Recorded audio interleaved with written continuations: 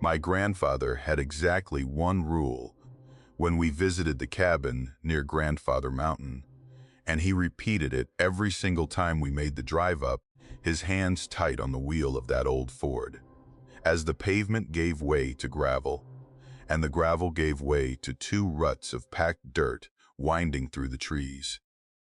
"If you hear whistling in the woods after dark," he'd say, "you don't whistle back. Not ever. Not as a joke, not to be friendly, not even if it sounds like a song you know. You keep your mouth shut and you come inside." He never raised his voice when he said it, which somehow made it worse. My grandfather was a big man, a quiet man, the kind who'd worked the land his whole life and didn't waste words on things that didn't matter. So when he made a point of saying something every time, even something that sounded like an old man's foolishness, part of me filed it away as important without quite knowing why. I was 12 that summer, the last summer it would have meant anything to me to be 12, and I'd reached the age where rules existed to be quietly questioned. The cabin itself was nothing special, a two-room place his own father had built, sitting in a small clearing on the shoulder of the ridge, with the forest pressing close on three sides. There was no phone, no neighbors for miles, just the cabin and the woods, and the mountain rising dark and old behind it. During the day, it was the kind of place that made you feel small in a good way. All that green, and the smell of the soil, and the sound of water somewhere down the slope. But when the sun dropped behind the ridge, the light went fast, and the woods became something else. The dark between the trees up there wasn't like the dark in town. It had a weight to it. It felt occupied. For most of that visit, I behaved myself. We fished, we split wood. He taught me to read the weather off, the way the leaves turned their backs to the wind. I'd more or less forgotten the rule, or rather, I'd decided. It was the kind of thing old men said to keep kids from wandering off and breaking an ankle in the dark. It was practical, I told myself, dressed up as a ghost story. That was easier to believe than the alternative. And at 12, I was very good at believing the easier thing. Then came the night. I stayed up late on the porch. My grandfather had gone to bed early, worn out from a long day, and I sat out front in the old rocker with a blanket over my knees, listening to the woods settle into night. There's a particular quiet that comes over those mountains after full dark, a quiet made up of 1,000 small sounds layered, so close together they become a single hush. Crickets, the creak of branches, the distant trickle of the creek, the occasional call of something I couldn't name. I'd grown comfortable with it over the week. It felt almost like company. I remember being happy, in a simple way, sitting there in the dark with the stars thick overhead, the kind of sky you never see anywhere near a town. The whistling started low. So low at first that I thought I was imagining it, the way you sometimes hear music in the hum of a fan. It came from somewhere past the tree line, down the slope and to the left, and it wasn't a bird. I knew the night birds by then, the whip-poor-wills and the owls, and this was none of them. This had a tune to it, a real structured melody, rising and falling, the kind a person whistles walking down a road with their hands in their pockets. It was almost familiar. That was the strange part. A tune I felt I should be able to name, something half remembered from a long time ago. But every time I reached for it, the memory slid away. I sat up in the rocker, the blanket slipping off my knees, and I listened harder, trying to place it, and then it was answered. The second whistle came from a different direction, off to the right, and closer, much closer, and it picked up the same tune where the first one had left off, completing the phrase like the two of them were singing a song they both knew by heart. I remember the way my skin went cold, before my mind even caught up to what was happening. That animal part of you that understands danger before the thinking part can argue. My arms prickled. My breath caught somewhere in my chest. The two whistles traded the melody back and forth across the dark, and with each exchange, they seemed to be drawing closer together, and closer to the cabin, narrowing on the clearing where I sat. Every part of me wanted to whistle back. I want to be honest about that, because it's the detail nobody believes, until they've felt it themselves. It wasn't curiosity exactly. It was more like a pull, a pressure behind my teeth, the way a yawn forces its way out of you. The tune was right there in my mouth, ready, and some part of me felt that the polite thing, the natural thing, was to answer it, to join in. My lips actually parted, and in that exact moment, my grandfather's voice came back to me, flat and certain. "You don't whistle back. Not ever." And I clamped my mouth shut so hard my teeth clicked, so I didn't whistle. I just sat frozen, watching the dark between the trunks, and the longer I stared, the more certain I became that the dark was watching back. There was no movement I could point to, no shape, nothing my eyes could fix on. But you know when someone's looking at you. You feel it on the back of your neck in a crowded room.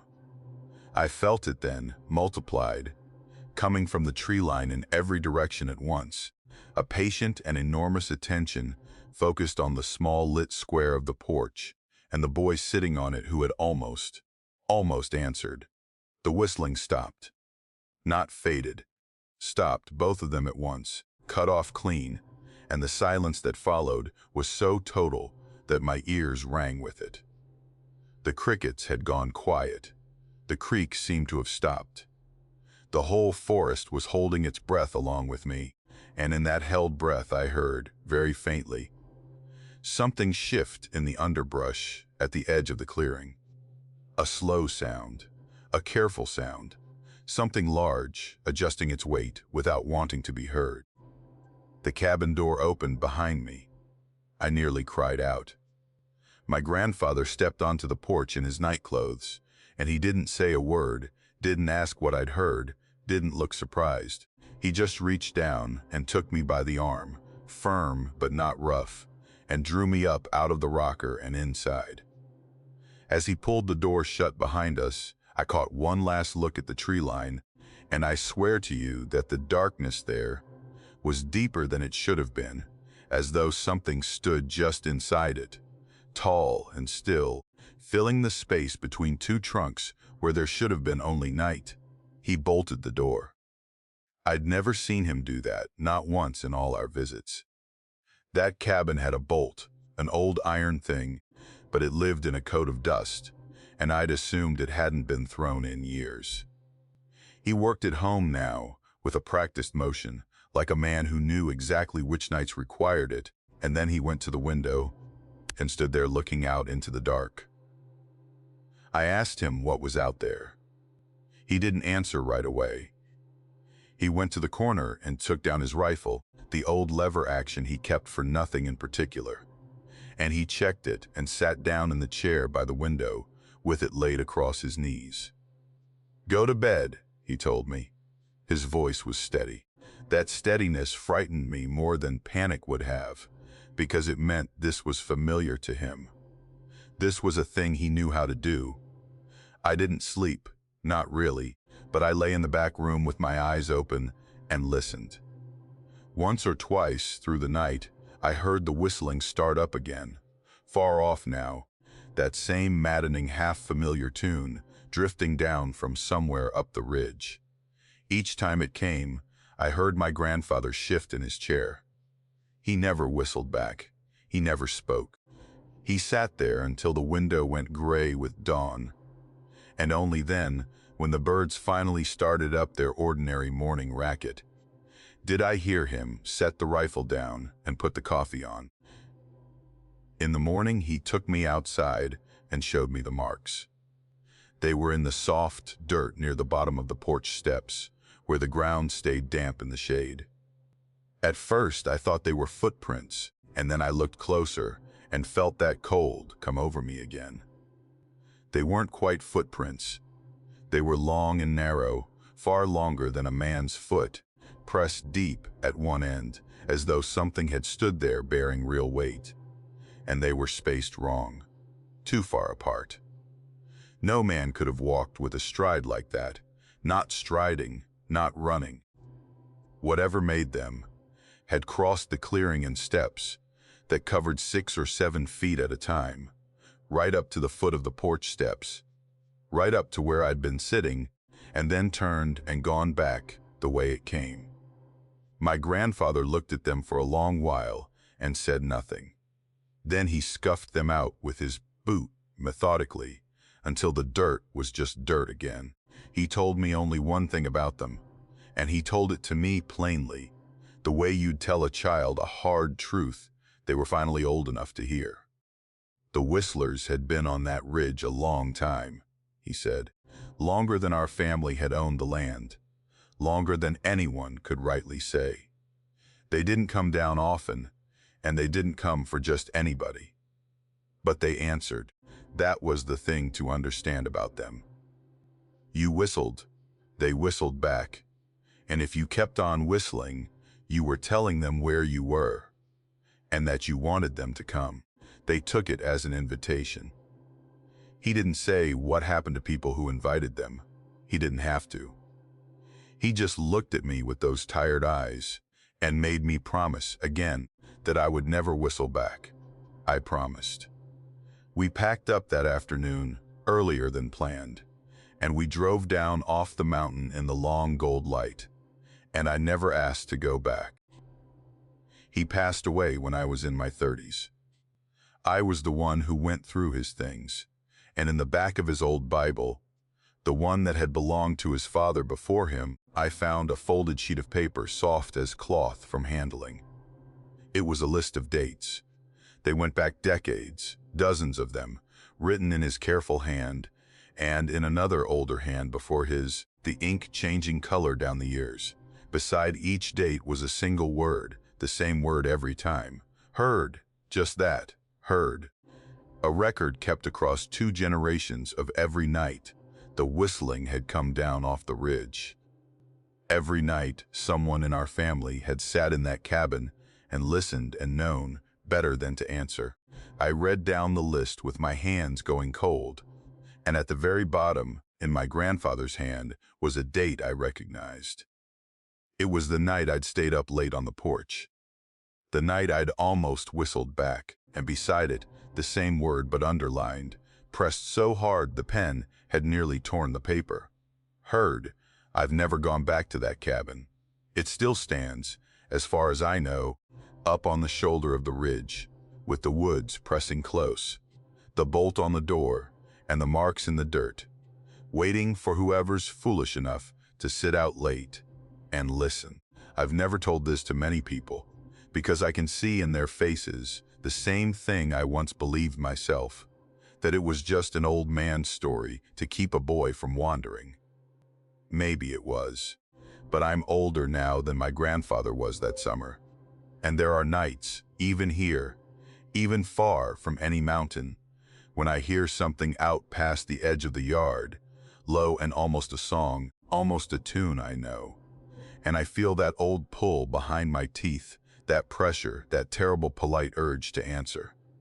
And I keep my mouth shut and I go inside and I think about that list and the one word written on it, and how badly I want to never ever be the reason someone has to write it down again. There was a story my aunt used to tell, one of those tales that gets passed around a family until nobody remembers where it started, about a hollow outside Boone, where an old woman walked the roads at dusk and counted the doors of every house she passed. She'd say it low. After supper, when the dishes were done and the kitchen had gone dim, and she always told it the same way. The old woman went house to house. In the failing light, she said, counting doors under her breath, 1 and 2 and 3. And you'd hear her coming long before you saw her, if you saw her at all. And the rule, the only rule that mattered, was this. If her count came out wrong at your house, she'd stop and knock, and you were never, ever to answer the door. I must have heard that story a dozen times growing up, and every time I let it roll off me, like all the other mountain stories, the haints and the boogers, and the things that lived up the hollows, they were entertainment. They were the price of admission for a warm kitchen and a full belly. I never once believed a word of it, and I'll admit that's the part that shames me now, because believing might have saved me a great deal. I came back to those mountains in my late 30s. The autumn. Everything in my life had gone quiet and stale, and I told myself what I needed was a season of solitude to finish a book I'd been failing to write for 3 years. A man I knew put me onto a rental down in one of the hollows outside Boone, cheap, because it was remote and the season was turning. A little frame house at the end of a dirt road with the ridges rising steep on either side, and the trees just starting to go gold and red and rust. It was perfect, or it seemed perfect, the kind of isolation I'd convinced myself I was hungry for. There were a few other houses scattered up the road, most of them dark, and the nearest town was a 20-minute drive of switchbacks and one-lane bridges. The first few days I felt like I'd done something wise. I rode in the mornings, walked in the afternoons, and watched the light drain out of the hollow each evening with a glass of whiskey and a feeling that I had finally, after all this time, gotten away from everything that pressed on me. The first few evenings, I heard nothing out of the ordinary. Just the wind working through the trees, the creak of the old house settling as the temperature dropped, the occasional far-off bark of a dog up one of the side hollows. I slept well, better than I had in years. I'd nearly forgotten my aunt's story, if I ever truly held on to it at all, and the hollow at dusk was a beautiful thing. The ridgelines going blue, and then purple, and then black. The first stars pricking through the windows of the few occupied houses, glowing warm and small in the dark. It felt safe. It felt like a place where nothing had happened in 100 years, and nothing ever would. Then came the evening. The light failed early, a low gray day that gave up before its time, and I was sitting in the front room with my notebook on my knee when I heard the voice. It came from up the road, faint at first, carried on that still cold air that settles in a hollow when the sun's gone. A woman's voice, soft and steady and even, and it took me a moment to understand that she was counting. 1, 2, 3. The numbers came slow, spaced out, patient, with a little pause between each, as though she were marking something down before she moved on. I sat very still and listened. The voice was moving, drawing nearer down the road, and I realized she was pausing at each house she passed, at each gate, and starting her count, fresh, low and careful, before going on to the next. I told myself it was a neighbor, some old woman from up the hollow, maybe not right in her head, out walking at dusk the way old people sometimes do, lost in some private ritual that made sense only to her. It happens. You hear about it. The mind goes and leaves a body wandering through habits worn into it over a lifetime. I told myself all of this very reasonably, sitting there in my chair, and I almost believed it, right up until the counting reached the gate of my house and stopped. There was a silence then, a long one, and in that silence I heard her start the count over. 1, 2, 3, slower this time, and then a pause, and then again, 1, 2, 3, as though the number she'd reached didn't satisfy her, as though she'd come up short, or come up long and couldn't make it balance. I don't know how to explain the cold that went through me, sitting in that chair with my notebook forgotten on my knee. It was my aunt's voice in my head, suddenly, clear, as if she were standing behind me. If the count comes out wrong at your house, she'll knock, and you don't answer. You don't ever answer. The knock came. 3 raps on the front door, slow and spaced and unhurried, patient as the counting had been. I did not move. I could not have moved if the house had been on fire. Every muscle in me had locked, and I sat staring at the door across the dim front room, at the old brass knob and the gap of pale light beneath it, waiting for that knob to turn. The knock came again 3 more times, the same slow, patient rhythm, and I held my breath until my chest ached, and I thought, with a clarity that frightened me more than anything, that whatever was on the other side of that door was waiting too, listening for me the way I was listening for it. The two of us separated by an inch of old wood, and neither one breathing. I don't know how long that silence lasted. Time does strange things when your body's flooded with fear. It might have been a minute. It felt like an hour. And then finally I heard the counting resume. 1, 2, 3. Moving away now, back down the road, past my gate, on to the next house, the voice growing fainter and fainter until the wind in the trees swallowed it altogether, and the hollow was just the hollow, again, dark and ordinary and still. I sat in that chair without moving, for a long time after the voice was gone. Then I got up and checked the bolt on the door, and the latches on every window, and I left every light in the house burning, and I did not sleep at all. In the gray of the next morning, with the sun finally up, and the whole thing feeling like a fever I'd dreamed, I drove into town. I told myself I needed coffee and supplies, but really I needed people. I needed the ordinary clatter of a place where other human beings existed. There was a general store at the crossroads, the kind that's half groceries and half hardware and all gossip, run by an old man who'd clearly been behind that counter since before I was born. I bought what I didn't need, and then, trying to keep my voice light, trying to make a joke of it, I asked him about the woman who walked the hollow at dusk counting doors. I expected him to laugh.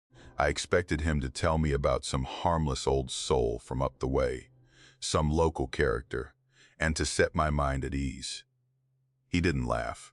He went still behind the counter, and he looked at me for a long moment, with an expression I didn't like at all, and then he asked me, very quietly, which house I was staying in. I told him. He was quiet again. And then he told me that the woman I'd heard had died near 40 years back, an old widow who'd lived alone at the head of that hollow and gone strange in her last years, walking the roads at dusk and counting the houses, counting the doors, keeping some tally in her head that nobody understood.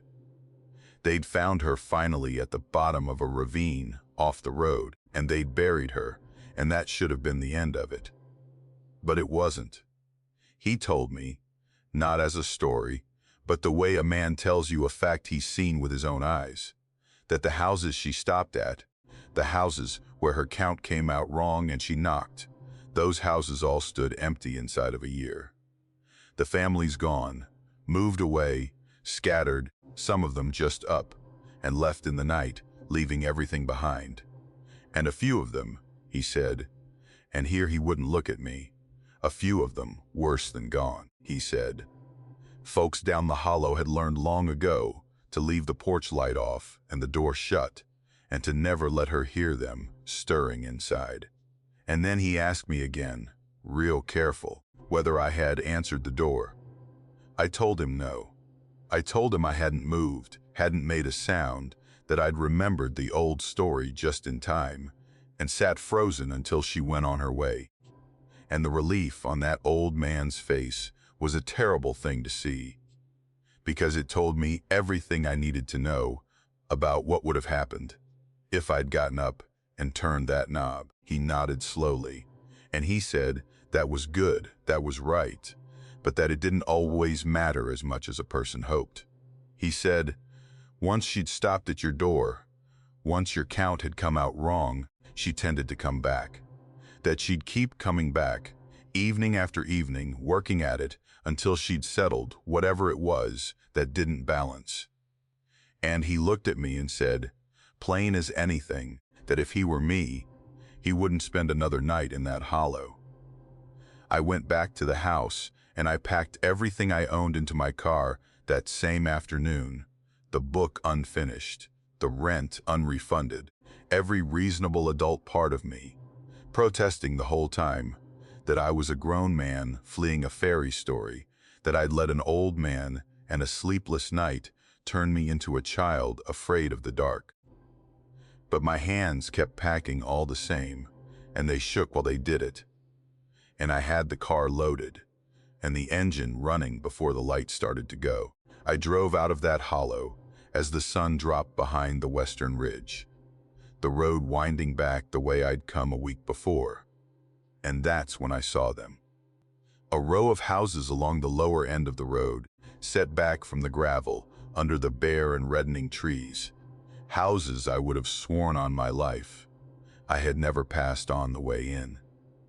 There were 5 or 6 of them, frame houses much like the one I'd rented, and every single one of them stood empty and dark, the windows gone black and blind, the yards grown up in weeds and saplings, and every door, every one of them, hung wide open. Not broken, not hanging from a hinge. Open. Standing open the way a door stands when someone has answered it, and walked out and never thought to come back. I slowed without meaning to, and I looked at those open doors in the last of the gray light, and I understood that I was looking at the count, at the houses where it had come out wrong. I drove the rest of the way out of that hollow far too fast, and I have never gone back, and I have never finished that book. It's been some years now. I live in a city, on a high floor, behind a door with 3 locks, and most nights I never think of it at all. But there are evenings in the fall, when the light fails early and gray, when I'll catch myself standing very still in a quiet room, listening, and once in a great while, soft and far off, and almost lost beneath the ordinary noise of the world, I think I hear it, a woman's voice, even in patient counting. 1, 2, 3, and I tell myself it's the radiator, or a neighbor, or nothing at all. And I do not move, and I do not make a sound, and I wait for the count to pass me by. My father worked the mines his whole life, and he carried stories the way other men carried lunch pails, tucked away and brought out when the moment called for them.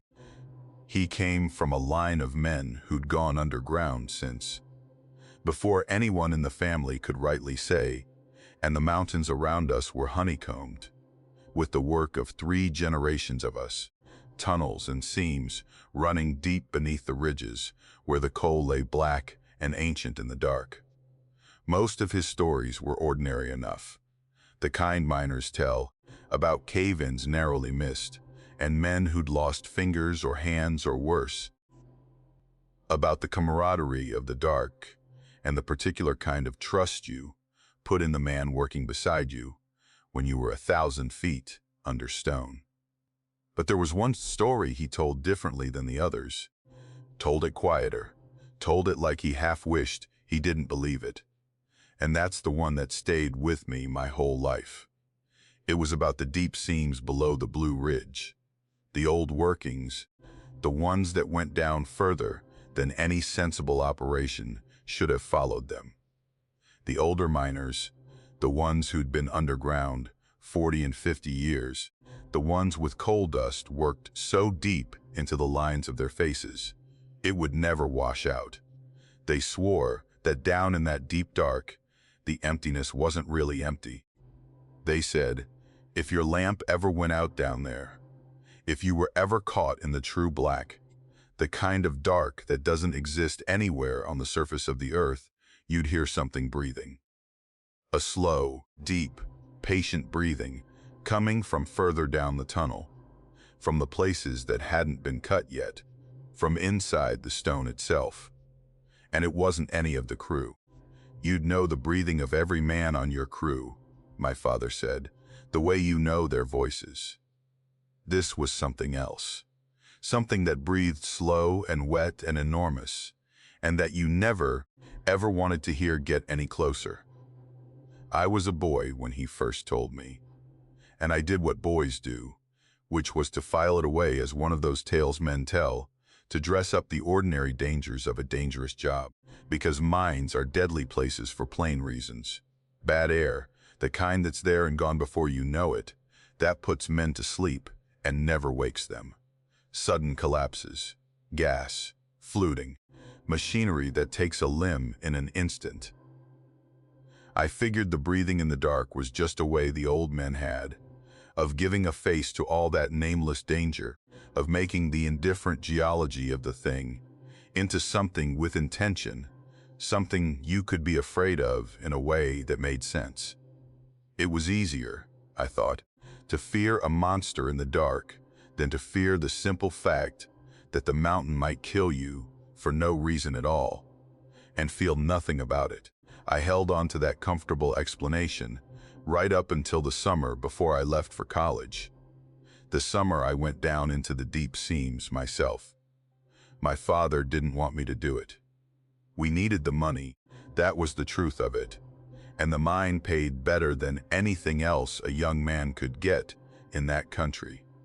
But he didn't want me down there, and I should have listened to the thing in his voice when he tried to talk me out of it.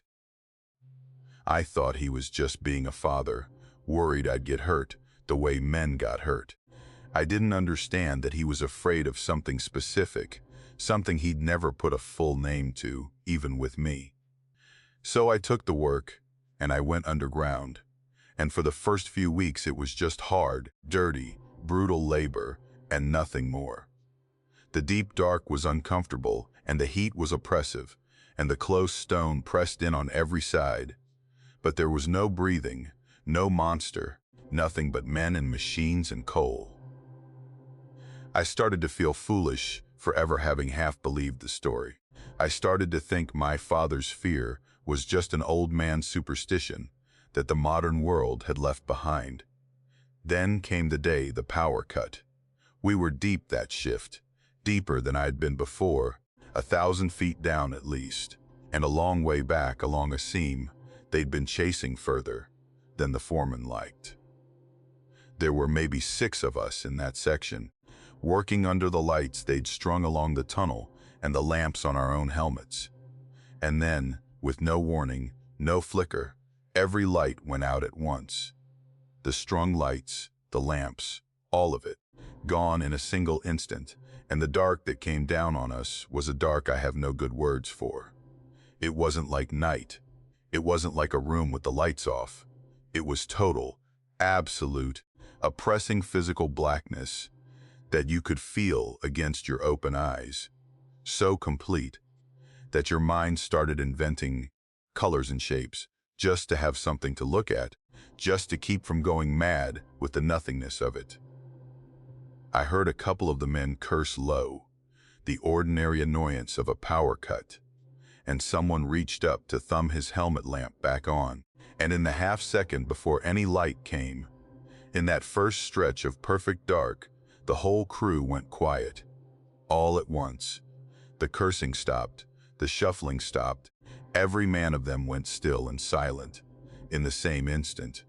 And I understood, in a way I felt in my gut, before my mind caught up, that they had all heard the same thing I had just started to hear. Because in that silence, in that black, there was a breathing. Slow, deep, wet, coming from further down the tunnel, from the unfinished dark ahead of us, where there was no man and no machine and no living reason for any sound to be at all. It was a vast, unhurried breath, drawn in long and let out slow, and with each one I could feel, I swear before God I could feel, the air in the tunnel shift, a faint warm pressure moving against my face as the thing exhaled, like standing too close to the mouth of something asleep. A hand closed on my shoulder, hard, fingers digging in, and I nearly screamed. But a voice came right against my ear, the lowest whisper, barely breath itself. It was Hollis, one of the old men, one of the ones who'd been down there longer than I'd been alive. "Keep still," he breathed, so quiet I felt it more than heard it. "Keep your lamp off, don't make a sound." And his grip held me there, frozen, And I understood that no one was going to turn their light back on, that every man on that crew was standing stock still in the absolute dark, with his lamp dark too. All of us listening. None of us daring to do the one thing every instinct in my body was screaming for, which was to make light, to push back the black, to see. We stood there for what felt like an hour. It was probably minutes. But it was the longest stretch of time I have ever lived through, standing in that pressing dark, 1,000 feet beneath the mountain, listening to that breathing move. Because it did move. Slowly, so slowly, the breathing traveled along the tunnel, coming nearer, drawing alongside us. I could track it by the sound, and by that awful shift in the air, the warm pressure that came and went. And at its nearest it was close, close enough that if I'd reached out my hand into the dark, I felt certain I would have touched something. And I held my arm pinned to my side, because the not knowing was the only thing keeping me sane.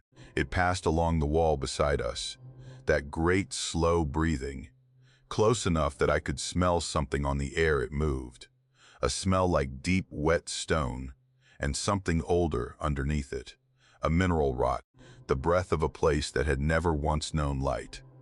And not one of those men moved. Not one of us breathed any louder than we had to. We just stood and let it pass, and I learned in those minutes more about real fear than I'd learned in all the years before, and more about the wisdom of old men. And then the lights came back. As suddenly as they'd gone, the strung bulbs flared, and the tunnel was full of ordinary electric light again. And the breathing was gone, simply gone. No sound of it retreating, just absent as if it had never been. The men blinked and looked at one another, and nobody said a word about what we'd heard, and I knew without being told that we never would. But I saw their faces, and I saw that they were every bit as shaken as I was, these hard old men who'd spent their lives underground. And that frightened me as badly as the breathing had. It was only when we turned to go back up the tunnel that we saw it. The section ahead of us, the unfinished part, the dark we'd been working toward, the dark the breathing had come from, had collapsed. Sometime in those few minutes in the black, without any of us hearing a single stone fall, the roof of that forward section had come down and sealed it off completely. Tons of rock, filling the passage from floor to ceiling, where minutes before there had been open tunnel. If we'd been working 10 feet further along, if we'd pushed the seam, the little distance the foreman wanted, every one of us would have been under it. The foreman came down and looked at it, and said it was settling, just the mountain settling, a thing that happened, bad luck and nothing more. He wrote it up that way, and that was the end of it, as far as the company was concerned. But Hollis pulled me aside as we rode the cage back up toward daylight, and his face in the dim light of the shaft was old and tired and certain. That wasn't settling, he told me. That was the seam closing its mouth. He said the mountain didn't care to be hollowed out, that it had never cared, that men had been digging into it for 100 years and taking what was inside it, and that it kept something down there in the deep dark to remind us whose ground we were only borrowing. He said the breathing was that reminder, and the collapse was the mountain's patience running thin, and that a wise man took the warning and didn't push his luck a second time. He'd been down there 40 years. He said he intended to die in his bed, not in the dark. I quit the next week. I didn't tell the company the real reason. Just gave some excuse about getting ready for school. But I told my father the truth, the whole of it. The dark and the breathing and the air moving against my face and the tunnel sealed shut behind us. He listened to all of it without saying a word, sitting at the kitchen table with his hands folded, his own face unreadable. And when I was done, he only nodded. He didn't tell me I'd imagined it. He didn't tell me it was bad air or fear or a young man's nerves. He just nodded, slow, like a man hearing something he'd known and dreaded his whole life finally spoken aloud. And then he got up and put his hand on my shoulder. In the same place, Hollis had gripped me down in the dark, and he said he was glad I'd come back up. He never went underground again either after that year. He found other work, lesser work, and we got by. And to the end of his life, he never spoke of the deep seams again, and neither did I. And I have never once in all the years since felt the smallest desire to go back down into the dark and find out whether the mountain still remembers how to breathe. The folktale around Cranberry Gap was one of those stories that everyone in that part of the county knew, but nobody liked to tell after dark. It was about a church, a little Methodist meeting house that had stood at the head of the gap 100 years and more ago, before it burned one autumn night in a fire that nobody ever fully explained. The way the old people told it, the whole congregation had been inside when it caught. A revival or a prayer meeting or some such, and the fire had come up so fast and so hot that the building was gone before help could come, leaving nothing but a clearing of black ash and one thing standing in the middle of it, the iron bell. It had fallen from the steeple when the timbers gave, and it had landed in the ash and half buried itself there. And there it stayed, too heavy to move, and too cursed to want to, and nobody ever built on that ground again. The story said the bell still rang on certain nights, when the air was still and the moon was right, and that anyone who heard it and walked toward the sound was never seen the same way again. Some of them came back changed, the old folks said, gone quiet and strange and hollow-eyed, never able to say what they'd found. And some of them never came back at all. I grew up on stories like that, a whole childhood of them, and like most people who grow up steeped in the mountain tales, I learned early to nod and smile and let them roll past me. They were part of the place, like the fog that filled the hollows in the morning, and the way the ridges turned blue in the distance. I didn't believe them any more than I believed in the boogeyman, and by the time I was grown and had moved away and come back, I'd more or less forgotten Cranberry Gap entirely. So when I bought the old farmhouse, I wasn't thinking about any of it. The house sat on a few acres at the foot of a long slope, and the gap itself was maybe a mile up that slope, through the woods, on ground so steep and grown over that nobody had walked it in years. I knew the burned church was up there somewhere, in a vague way, the way you know there's an old story attached to a piece of land. It didn't trouble me. It was a good house at a fair price, and I had a dog and my solitude, and that was all I wanted. The first time I heard the bell, I was sitting up late in the front room with a book, and the night outside was dead still. Not a breath of wind. The sound came faint down the slope, carried on that motionless air, and at first I hardly registered it. A bell, ringing slow up the gap.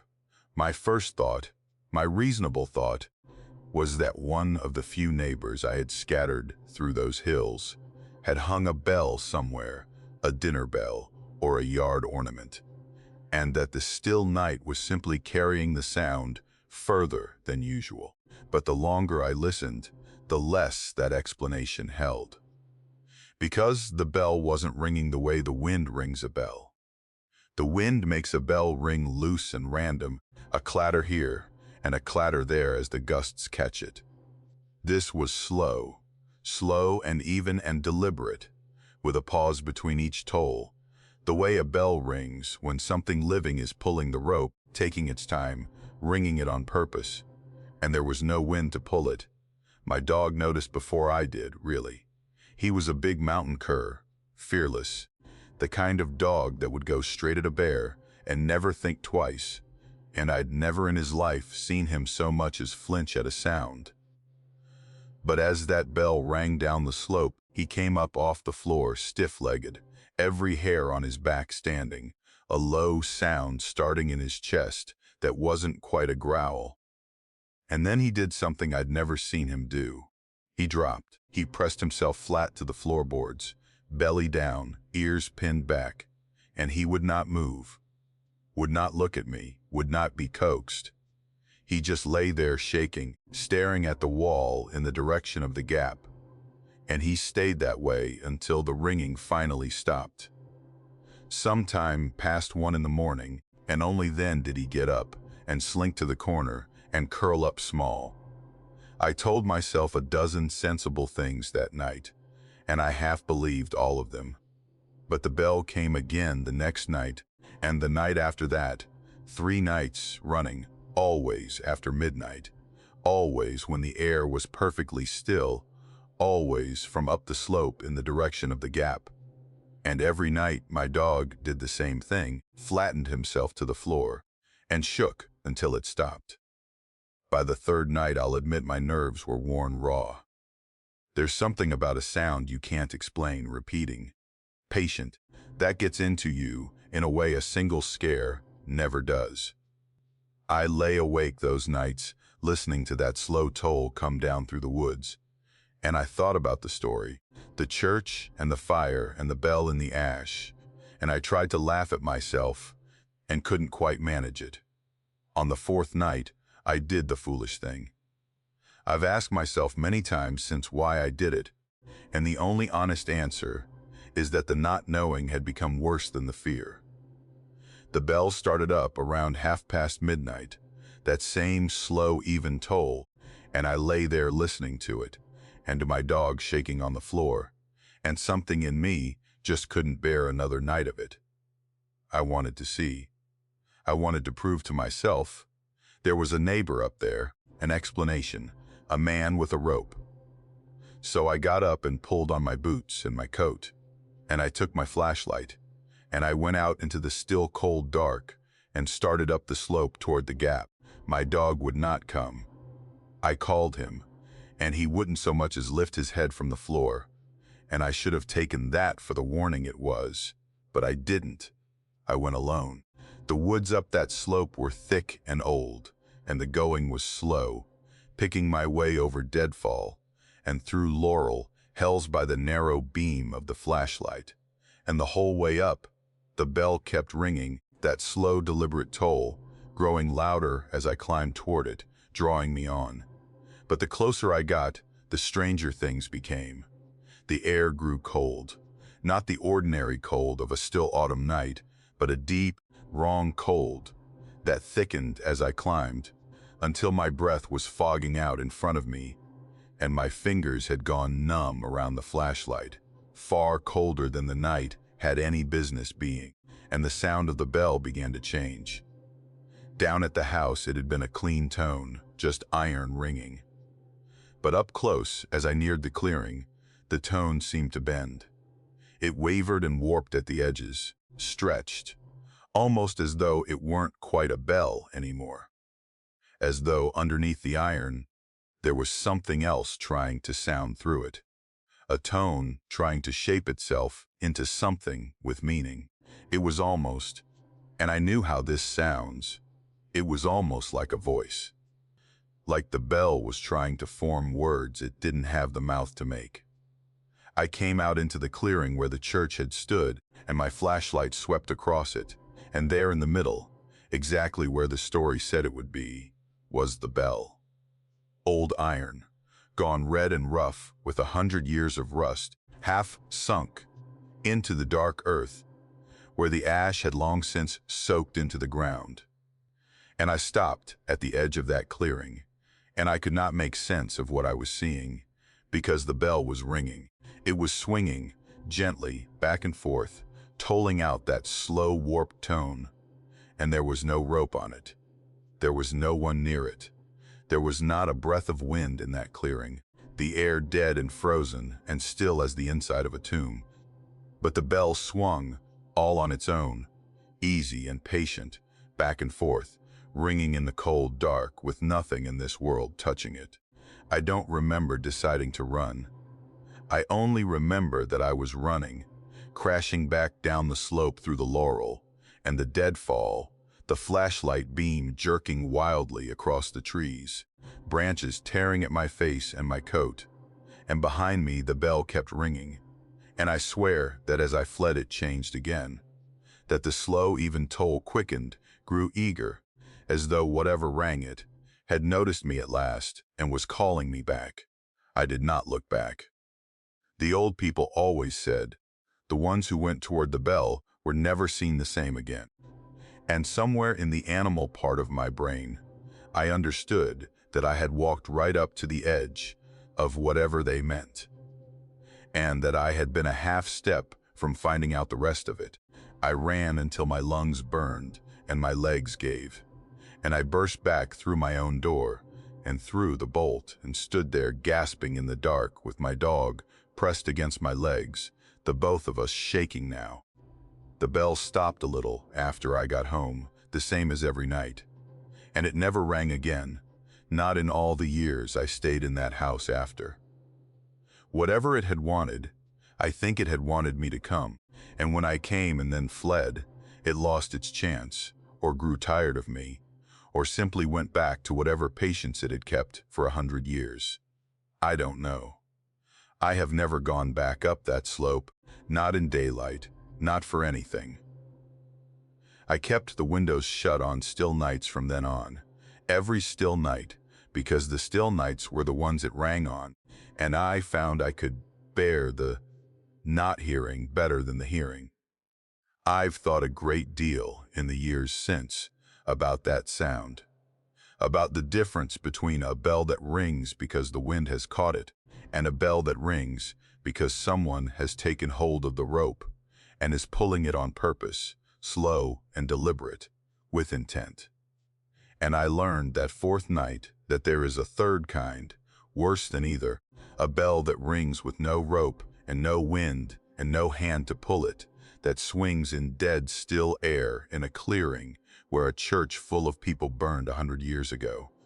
A bell that rings, slow and patient, and warping into something almost like a voice, not because anything is pulling it, but because something wants you to come up the dark slope and find out for yourself who is. I learned to tell the difference. And I have spent every still night since being grateful that I learned it in time to run. In a valley near Linville, there's an old story I heard first at my grandmother's knee. One she told the way she told all her best ones, low and slow, with her hands working at something in her lap, so she didn't have to look at you while the worst of it came out. It was about a family that had lived in the same farmhouse, up a certain holler for 200 years. Now, that part alone isn't strange. There are families in those mountains that have held the same ground since before the country had a name, passing the house and the land down, son to son, daughter to daughter, until the dead in the family graveyard outnumber the living in the house by 20 to 1. But that wasn't what my grandmother meant, and she was always careful to make the distinction. She didn't mean the same family in the way of bloodlines and inheritance. She meant the same family, the same people, 200 years, and the same man and the same woman keeping that farmhouse, not their great-great-grandchildren, but them. Travelers had told it for generations, she said, the ones who'd been caught out on that road by weather, or a lame horse, or a broke-down wagon, and had been taken in for the night by a kind old couple up the hill. And they'd swear afterward, those travelers, that they'd seen photographs in that house, daguerreotypes and tintypes, and the like, separated by 50 and 100 years, and that the faces in them never changed. The same two people, smiling stiff for the camera in the close of one decade, and then another, never aging a day. I loved that story as a child, the way you love the ones that scare you a little, and I asked for it again and again. And when I got older, I filed it away with all the rest of the mountain tales as the kind of thing the old people made up to pass the long nights before there was anything else to do. I didn't believe it. I'd stopped believing in any of it by the time I was grown and gone, off to the flatland for school and work, and a life that didn't have any room in it for haints and holler tales. My grandmother passed, and I came back now and again to tend to family business.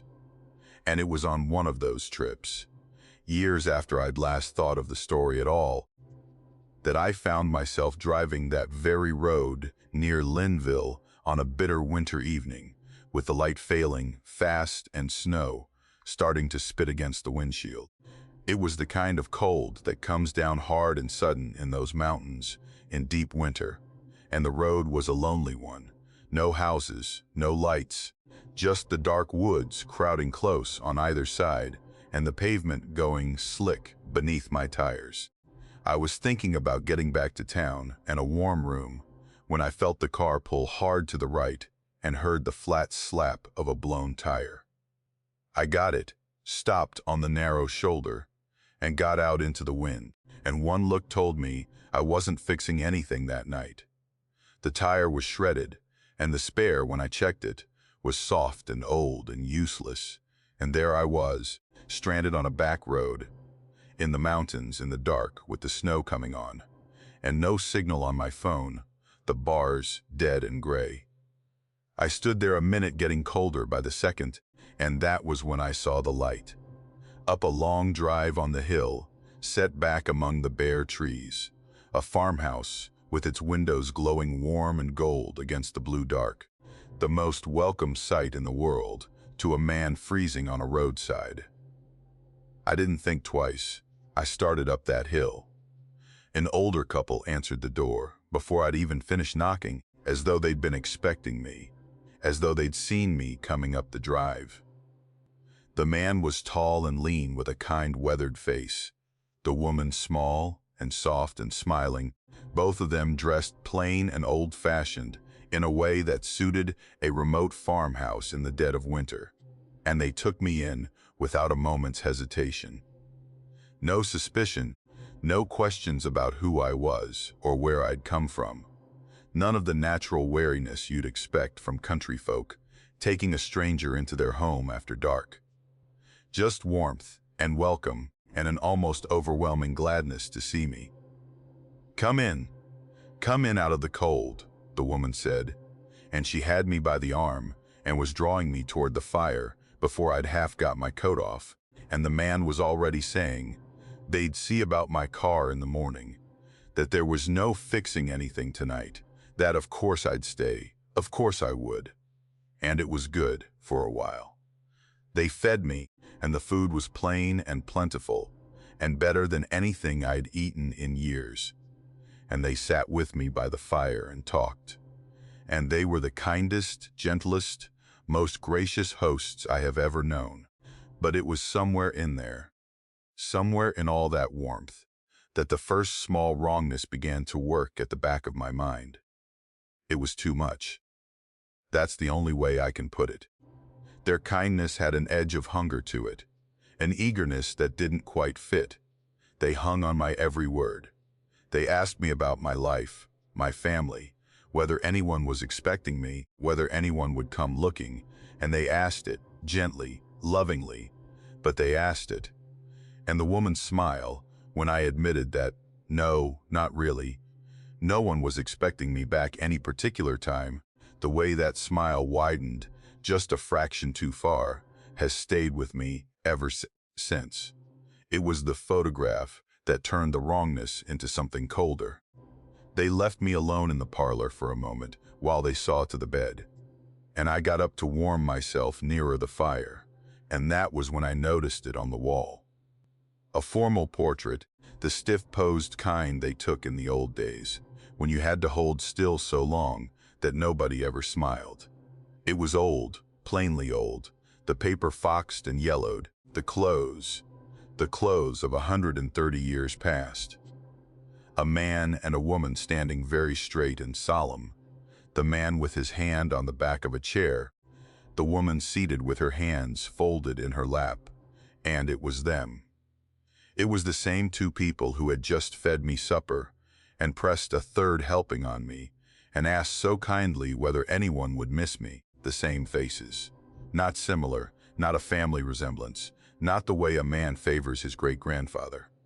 The exact same faces, down to the set of the man's jaw, and the particular gentleness around the woman's eyes, looking out at me from a photograph taken in the 1890s. I stood there a long moment with my heart going hard, and I did what we all do. I reasoned with myself. An ancestor, I thought. A grandfather, a great-grandmother, the family resemblance simply running uncommonly strong, the way it sometimes does in these isolated mountain families, where the blood doesn't mix much. People can favor their forebears to an uncanny degree. That was all it was. I made myself believe it, more or less, because the alternative was a thing I could not stand to believe. While standing alone in that warm parlor, a long way from any help.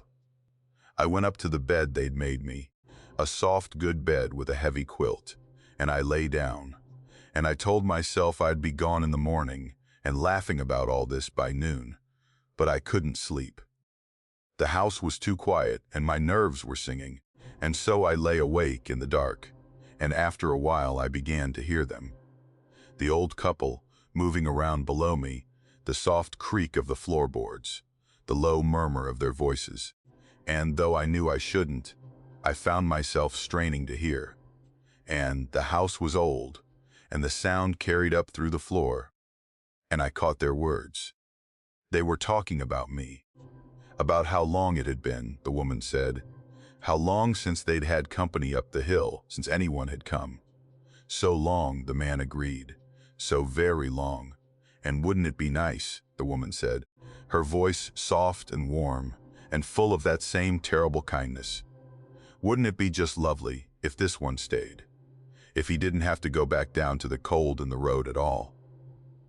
If he just stayed with us? And the man said yes. Yes, it would. It would be so nice not to be alone again.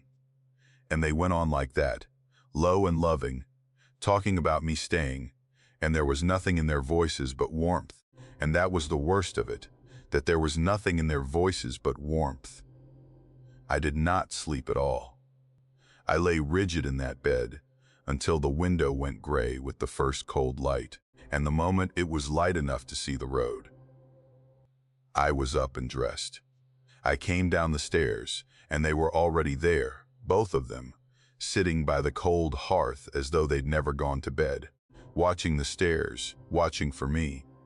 And they rose with those same glad smiles and asked if I wouldn't stay for breakfast. Surely I'd stay for breakfast. There was no hurry at all, and I made my excuses. I babbled something about people expecting me, about a man coming with a tire, lies, all of it, and I could see in their faces that they knew it for lies, and I could see something else move behind their kindness as I backed toward the door. Something that was almost grief, almost disappointment, the look of people who have been alone a very long time, and thought, for one night, that they wouldn't have to be alone anymore. I got out the door and down the hill faster than I have ever moved in my life, and I did not look back at that warm farmhouse, not once. I walked down the drive and out onto the road, and at the bottom of the hill, just where the drive met the pavement, there was a small family graveyard I hadn't seen the night before in the dark. A little fenced plot of old leaning headstones under the bare trees, the snow lying thin across them. And I don't know what made me stop and look, but I did, and I went cold all the way through, in a way that had nothing to do with the winter morning. Because every headstone bore the same family name. The whole graveyard, 2 centuries of it, by the look of the oldest stones, every single one the same family. And the first names repeated, over and over, down the generations, the same handful of first names, carved again and again into the stone, the man's name and the woman's name, and a few others, 200 years of the same names. And not one of those headstones, not a single one in that whole graveyard had a death date carved on it. Names and birth years stretching back 200 years. And below them, where the second date should have been, where the date of death belonged, nothing. Blank stone. Everyone. I got off that mountain.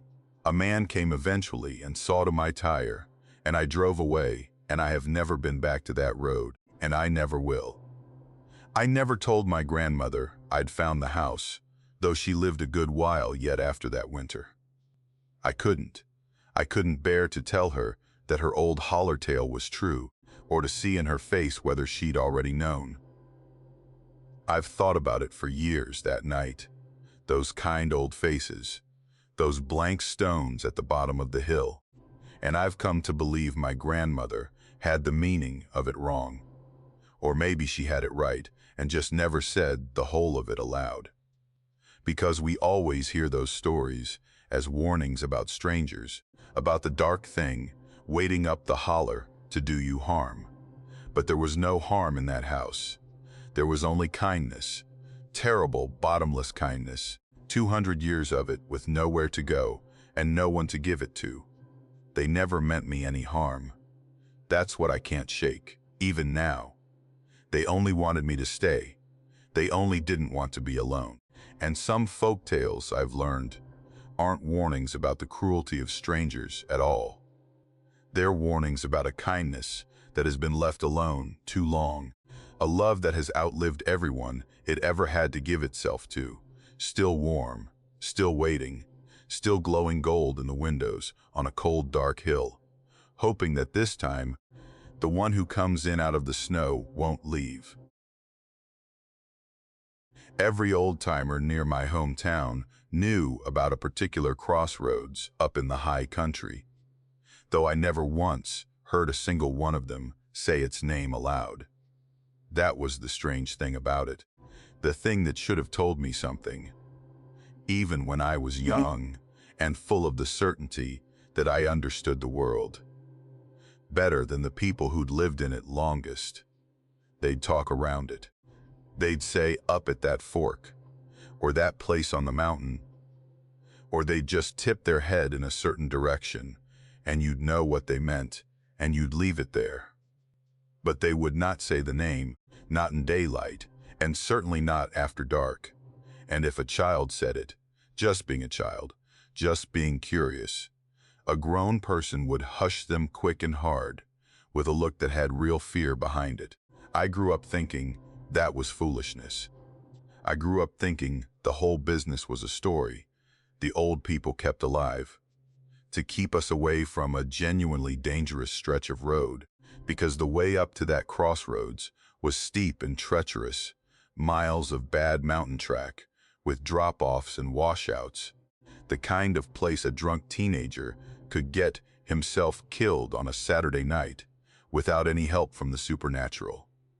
The folktale itself was simple, the way the worst ones always are.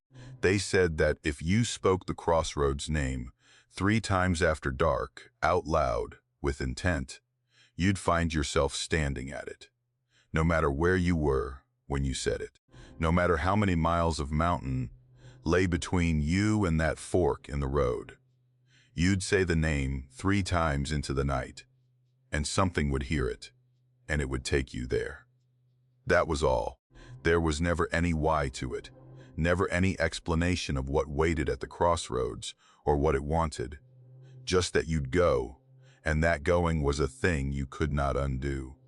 And so nobody said the name.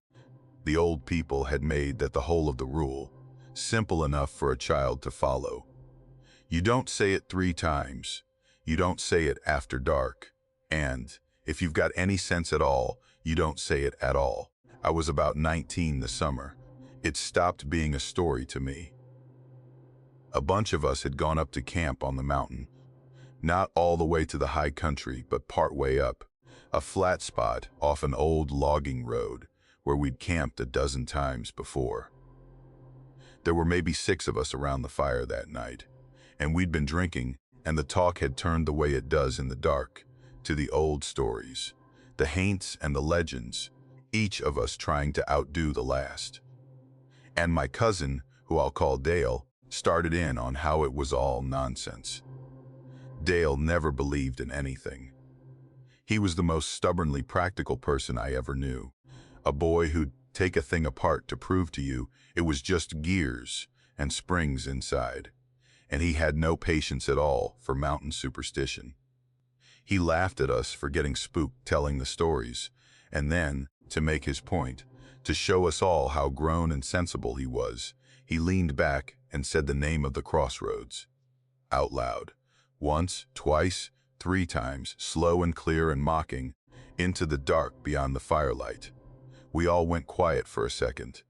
Even drunk, even 19. Something in us flinched at hearing it said, and then somebody laughed, and then we all laughed. Because nothing happened, of course. Nothing happened. The dark stayed dark and the fire kept burning. And Dale sat there grinning at having proved his point. We went on with the night. We drank a while longer and told a few more stories, and one by one drifted off to our tents as the fire burned down. It was an ordinary night. I want to be clear about that. There was no wind that rose up wrong, no sound in the woods, no chill. It was just a summer night on the mountain, and we all went to sleep. It was maybe an hour later, though it was hard to say, that I half woke to somebody moving around camp. And I didn't think anything of it. Figured it was one of us up to relieve himself. And I went back under. I only learned later that it must have been around then. Because in the morning, Dale was gone. His tent was empty, the sleeping bag thrown back, his boots still sitting by the flap, and Dale himself nowhere. We figured at first he'd wandered off drunk, and we called for him. And we searched the woods around the camp, and as the morning wore on and we didn't find him, the calling got less easy, and the searching got more frantic. We searched all that day, the 6 of us spreading out and combing the woods, and the logging road and the ditches, calling his name until we were hoarse, and there was no sign of him anywhere, not a track, not a thread, nothing. By nightfall we'd got word down the mountain, and there were men with lights and dogs, and the search went on into the dark. And I have never spent a worse night in my life than that one. Certain my cousin was dead in a ravine somewhere. Certain we'd find his body broke at the bottom of a drop. We found him at dawn. But we didn't find him at the bottom of any ravine, and we didn't find him anywhere near the camp. We found him 8 miles up the mountain, in the high country, standing dead center in that crossroads. 8 miles. 8 miles of the worst track on the mountain. In the dark, in his bare feet, his boots still sitting by his tent where he'd left them. He was standing right in the middle of the fork, perfectly still, soaked through to the skin. Though it hadn't rained, shaking all over, and when the first of the searchers came up on him, he didn't react, didn't turn, just stood there, staring down one of the roads as though he were waiting for something to come up it. They had to take him by the arms and turn him and lead him away. And he went like a sleepwalker, and the whole way down the mountain he didn't say a word. He had no memory of how he got there. That's what he told us, the little he told anyone after. He remembered going to sleep at the camp, and then he remembered being led down the mountain at dawn. And in between there was nothing, a black gap, with no walking in it. No 8 miles of barefoot, climbing in the dark.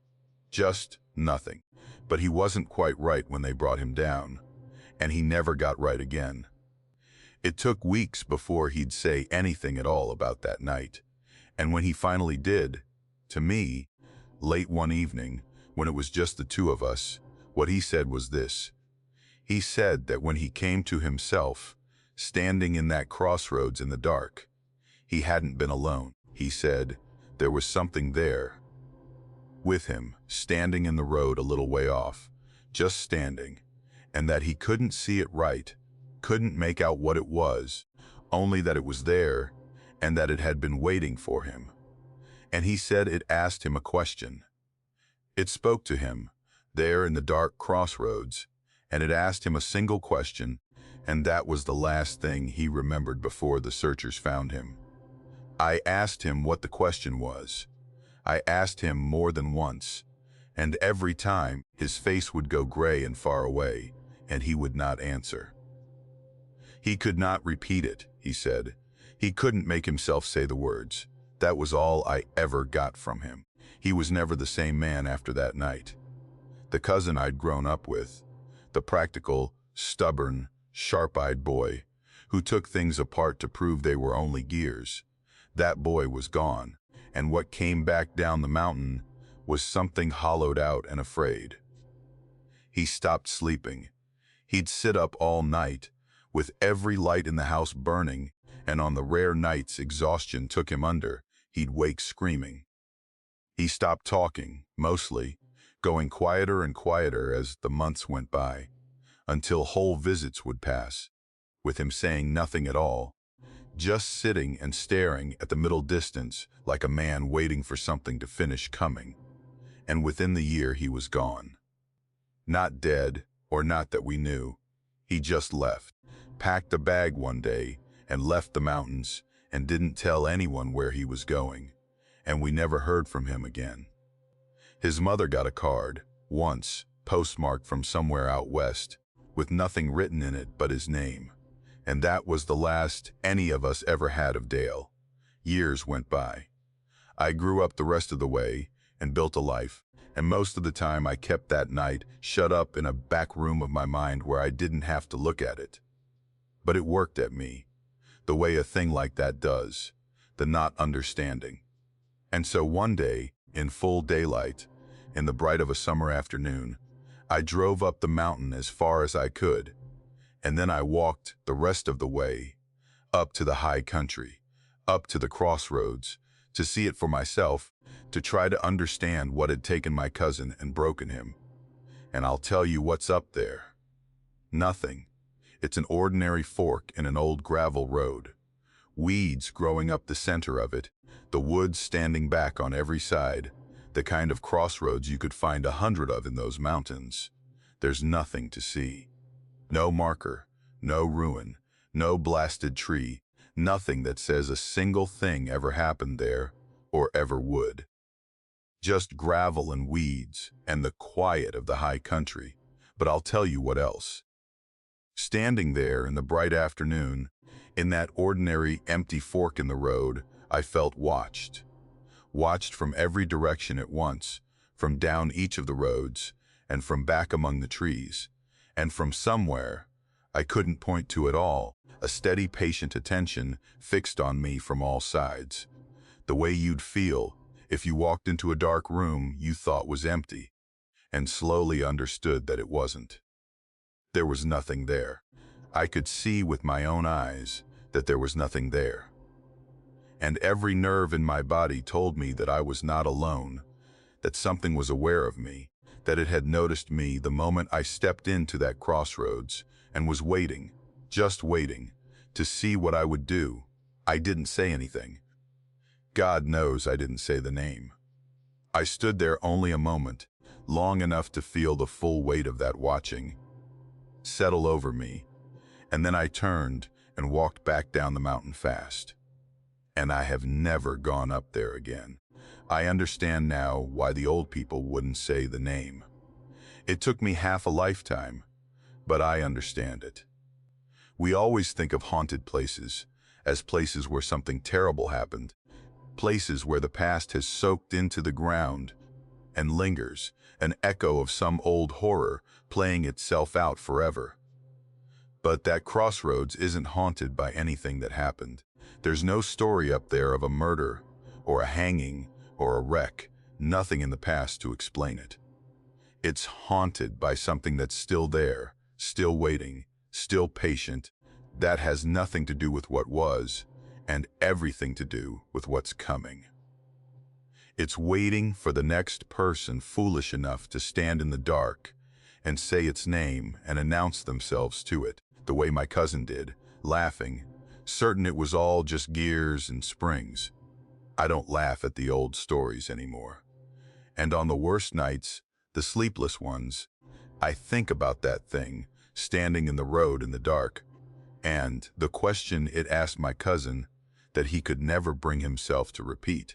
And I wonder, with a cold that won't leave me, what it would have asked me if I'd stayed up there one moment longer and given it the chance.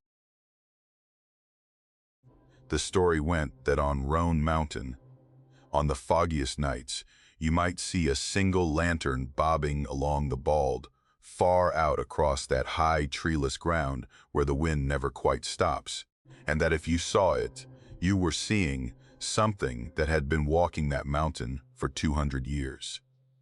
The lantern belonged, they said, to a settler woman who had lost her child up there in a snowstorm in the early days, back when families scratched a hard living out of those high coves and the weather could turn on you in an hour and bury the world. The way the kindest tellers had it, she'd been crossing the bald with her little one when the storm came down, sudden and white and blinding, and somewhere in the whiteout, the child's hand had slipped from hers, and she'd searched and searched in the howling snow and never found it, and she'd died up there herself before the storm broke, still calling the child's name. And so she walked it still, the gentle version went, a grieving mother with her lantern, looking for her lost child through all the long years, and she meant no harm to anyone. It was a sad story, that version, the kind of ghost you pitied more than feared. But my great-uncle told it differently, and my great-uncle had grown up at the foot of that mountain and had hunted it and trapped it his whole life and was not a man given to foolishness. He told me the kindly version was for children and for people who didn't have to go up on the bald after dark. The truth, he said, the way the old people who really knew the mountain told it, was harder. Yes, the woman had lost her child in the snow, and yes, she died searching for it, and yes, she walked the bald still with her lantern. But 200 years is a long time to search for something you're never going to find. 200 years of fog and cold and grief, he said, does something to whatever's left of a person. She'd been looking so long that she'd forgotten what she was looking for. She couldn't tell one child from another anymore. She couldn't tell a child from a grown man. All she had left was the searching and the calling and the terrible need to find the one who'd been lost. And she would take anyone at all, who answered her in the fog. And that was the warning he gave me. The warning he made me promise to remember if I ever went up on Roan. If you ever see that lantern coming, you don't answer her. You don't make a sound. You don't let the light reach you. Because she has stopped being able to tell the difference. And she has been alone and searching for 200 years. And she will not let you go. I was young and strong and only half believed any of it. The autumn I climbed Roan, late October, alone, meaning to camp high on the bald and catch the sunrise from up there where you can see 4 states on a clear morning. I'd climbed it before in daylight, and it was a beautiful, lonesome place, that long open ridge above the tree line where the grass and the rhododendron run for miles and the wind comes up from the valleys on both sides.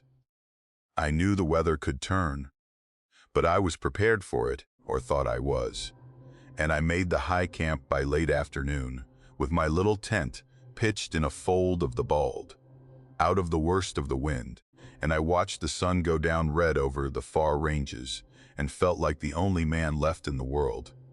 The fog came after sundown. It came the way it does on those high balds, not drifting in but rising, welling up out of the valleys on either side, and pouring over the ridge thick and white and total, until I couldn't see 10 feet past my tent. The temperature dropped with it, and the world went silent and close and wet, the fog muffling every sound until there was nothing but the faint hiss of it moving, and my own breathing inside the tent. I'd brought a book and a light, but there wasn't much to do in that smothering white dark, but get into my bag early and wait for morning. And so I did, and I lay there listening to the fog and the wind, and feeling, for the first time, a little of what my great uncle must have meant. It is a lonely thing, the top of a mountain in the fog at night. You feel how far you are from everything. You feel how small you are, and how easily the mountain could forget you were ever there. I don't know how long I'd been lying there when I saw the light. I'd left the tent flap partway open for air, and I was looking out into the white nothing. And at first I thought I was imagining it, the way you see shapes in total dark. But it was there, a warm pinprick of light, far off across the bald, golden against all that cold white, and it was moving, swaying gently, side to side, the way a lantern sways when it's carried in a person's hand as they walk. My first thought was another camper, or a search party, somebody up on the mountain like me, but there was no trail where the light was moving. It was crossing open ground, the trackless middle of the bald, where no path ran, drifting along slow and certain through the fog, and as I watched it, I understood that it was coming toward me, not wandering, coming, slow but with a terrible certainty, the way water finds the low place. The light grew nearer and brighter, swaying, swaying, and the cold that went through me then had nothing to do with the October night. And then I heard her voice. It came thin through the fog, a woman's voice, soft and high and broken with grief, calling a name. I couldn't make out the name, just the shape of it. 2 syllables called out into the white, over and over, the way you'd call a child you'd lost, that rising, hopeful, questioning note at the end of it, calling and pausing to listen and calling again. And I will tell you that every good instinct I had, every decent human thing in me, rose up and wanted to answer. There is a woman out there in the cold and the dark, my heart said, lost and grieving and calling for her child. And you are warm and safe, and you could help her, you could call back, you could let her know she's not alone. It is the most natural thing in the world, to answer a voice calling in the dark. It is what makes us human, to answer. And I had the breath in my chest and the word on my lips, and I came so close, so terribly close, to calling out into that fog. And then my great uncle's voice came back to me, the warning, the promise he'd made me give. You don't answer her. You don't make a sound. She can't tell the difference anymore. And I clamped my mouth shut, and I clapped my own hand over it, and I reached out with the other, and took hold of the tent zipper, and gripped it shut in my fist, and I lay there in the dark, with my heart slamming, and made myself silent. The light came on, nearer and nearer, that golden glow swelling against the fog, until it lit the inside of my tent with a warm, wavering light. And the calling came with it, closer now, the name called out again and again in that grieving, broken voice, until the lantern came within 30 feet of my tent and stopped. The calling went on, but it changed. She'd stopped moving, but the light circled, slow, around my camp, and the calling came from one side and then another, as she moved around me in the fog, the name softer now, more uncertain, as though she'd sensed something, as though she knew there was something here, even if she couldn't see it. I lay frozen, not breathing, my hand crushed over my mouth, watching the warm light slide around the walls of my tent. And then it came close. The light came right up against the nylon, right outside the thin wall a foot from my face, and I heard her there, heard the soft sound of her breathing, heard the fabric of her clothes, and her voice dropped to a murmur, gentle and hopeful and so unbearably sad, right against the wall of the tent. "Is that you?" she said, so soft. "Is that you? Have you come back?" And I have never in my life wanted to answer anyone the way I wanted to answer her in that moment, to say yes, yes, I'm here, it's all right, you found me. It would have been the kindest thing. It would have been the last thing I ever did. I did not answer. I bit down on my own hand until it bled, and I did not make a sound, and I squeezed my eyes shut so I wouldn't have to see the shape of her against the lit nylon, and I waited. She stayed there a long time, murmuring against the wall, asking, "Is that you? Have you come back?" Her voice never angry, never anything but loving and lost, and certain that she was so close to finding what she'd searched for. And slowly, when no answer came, when the silence held, the murmuring grew fainter, and the warm light against the tent wall began to dim. The lantern drew back. The glow withdrew across the bald, fading, the way a candle gutters and goes out. The golden light swallowed up into the white, until there was nothing left but fog and dark and the long sound of the wind, and the voice was gone, and I was alone again on the mountain. I did not sleep. I lay there rigid until the first gray seeped into the fog, and the moment there was light enough to see. I was up and breaking camp with shaking hands, stuffing everything into my pack half folded, and I went down off that mountain faster than I have ever moved. And I never finished the climb, never saw the sunrise I'd come for. I went down into the world of trees and roads and other people, and I have never gone back up Roan Mountain, not once, not in daylight, not for anything. It's been many years now. I told my great-uncle, before he passed, that his warning had been true, that I'd heard her and seen the light and kept my mouth shut, and he only nodded the slow way the old people nod when you tell them a thing they already knew, and he said I was lucky and that not everyone was. I still see that warm light sometimes in dreams, bobbing toward me across the bald in the fog, and I still hear that gentle grieving voice asking if I've come back. And in the dream, I always feel myself start to answer, feel the word rising, and I wake just before it leaves my mouth, my heart pounding, my hand pressed over my lips, and every time lying there in the dark, I am grateful all over again, grateful in a way I can't fully explain, that 200 years of grief came right up to the wall of my tent and asked me if I was the one she'd lost, and that I kept my mouth shut, and that I am still myself, still here, still able to be afraid, because I think about the ones who answered.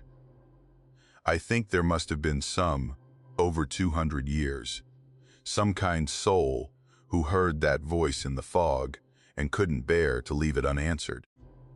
And I wonder where they are now. And I think they're still up there, walking the bald in the cold, carrying the light, looking for someone who's never coming. There's a rock formation along the Blue Ridge Parkway they call Devil's Courthouse, a great dark hump of stone that rises up bare and craggy above the tree line, and the name on the maps is the new name, the settler's name. The Cherokee knew that place long before any white man gave it a label, and they knew enough to leave it alone. They had their own stories about what lived inside that mountain, what held court in the dark heart of the stone. And those stories were old when the first settlers came over the ridges. And the settlers, who didn't understand them, but felt something all the same, gave the place a devil's name, and mostly kept their distance too. I'd driven past it 100 times in my life, without thinking much about it. Just another scenic pull-off on the parkway, a place where tourists stop to take pictures of the view. I never gave a thought to what the old name might mean, or to the older stories underneath it, until the winter, everything in my life came apart, and I got desperate enough to listen. My neighbor was an old man named Vance, who'd lived in those mountains his whole life, and had a story for every rock and holler in the county.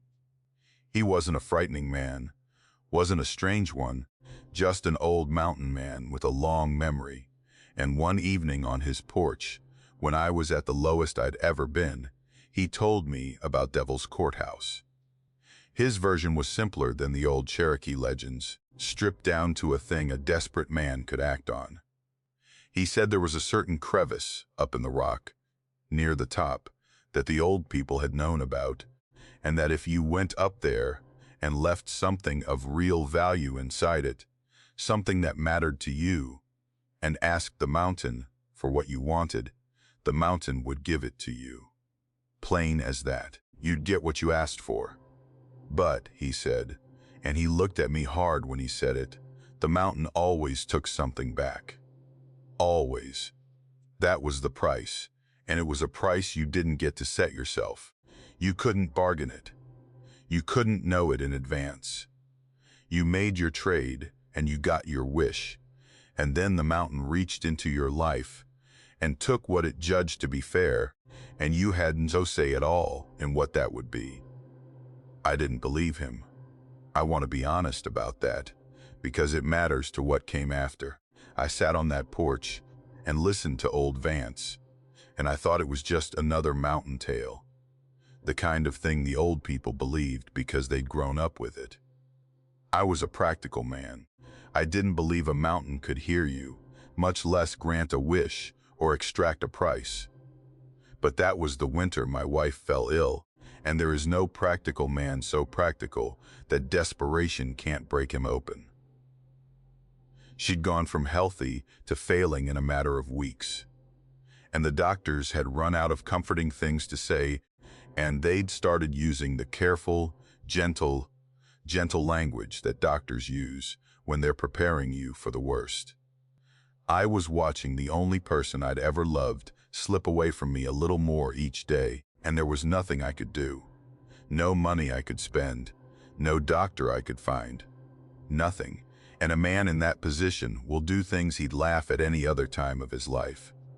So, one cold gray morning, with frost still on the ground, I drove up the parkway to Devil's Courthouse, and I climbed the trail to the top, and I found the crevice old Vance had described, just where he'd said it would be, a dark vertical seam in the rock up near the bare summit, and I took out my grandfather's watch.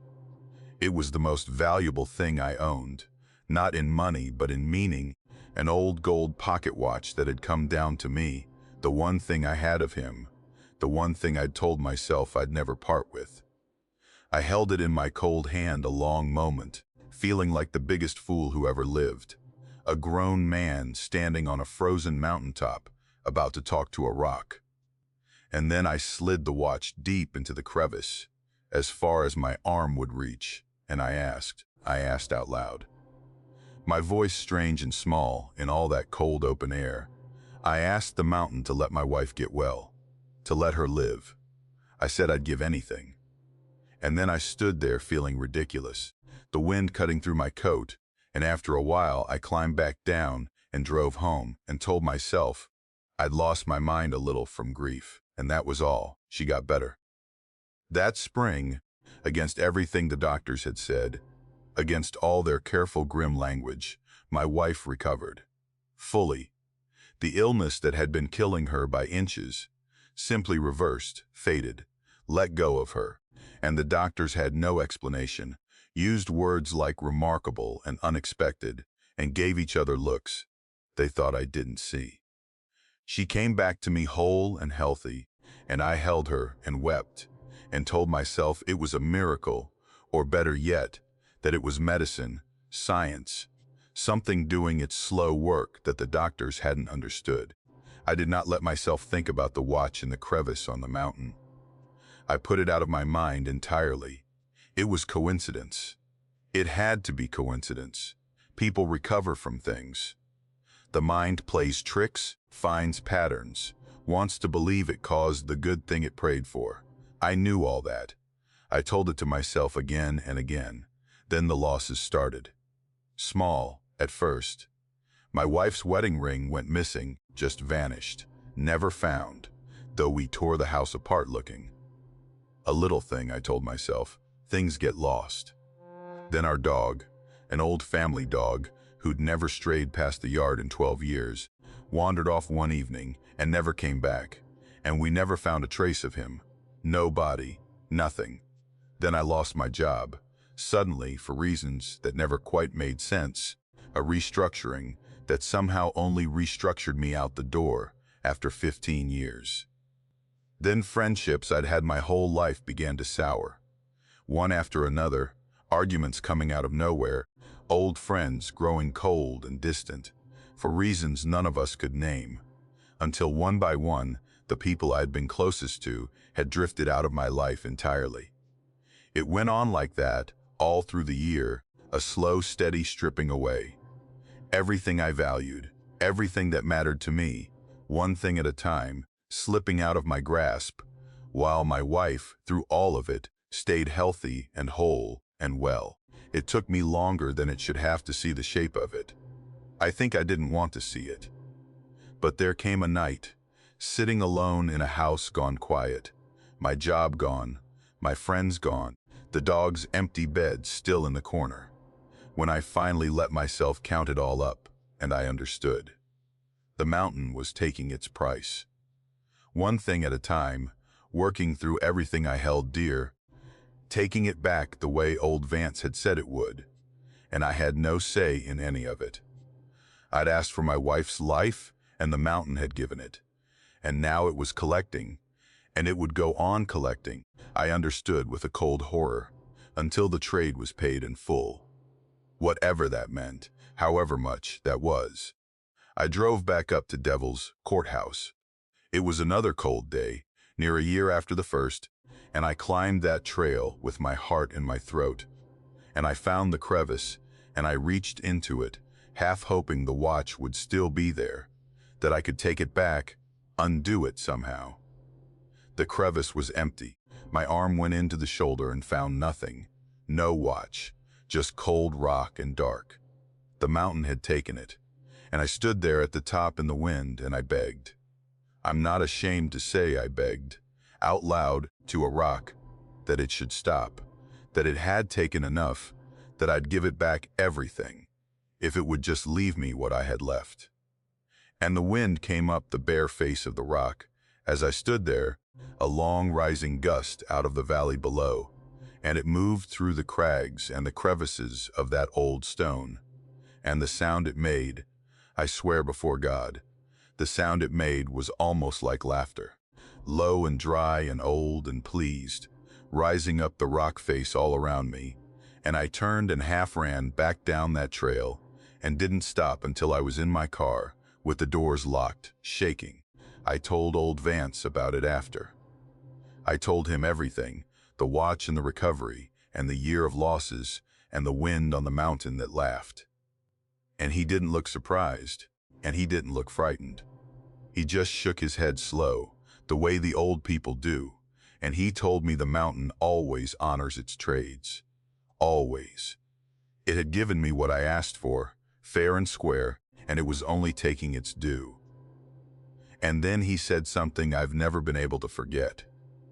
He said I should be grateful.